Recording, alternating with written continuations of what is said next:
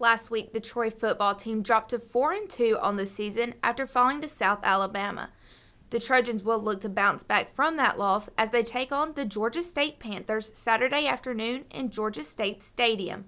Head coach Neil Brown says that the team will learn from the mistakes that they made last week. I think you look at it when you have a disappointing performance, one of two things. You either completely just put it to bed, don't worry about it, or use it as a teaching tool. And there was numerous teaching tools in that football game, and we better learn from those mistakes that we made in that game and get better. And I think we're aligned to do that. Brown also talked about how the Panthers' offense will be the toughest test all year for the Trojans' defense. Their quarterback is Connor Manning. I think he may be our most improved player in the conference.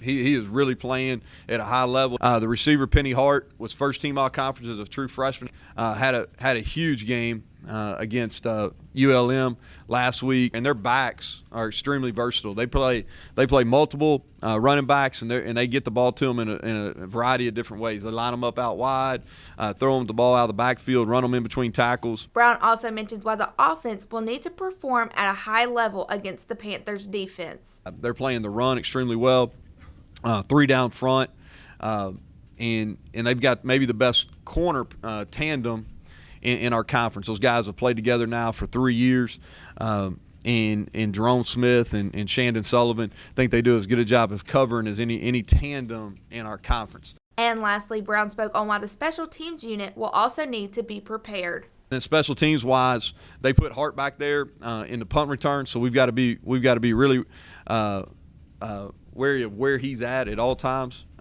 He has not had an opportunity to get loose, and we want to keep it that way this week.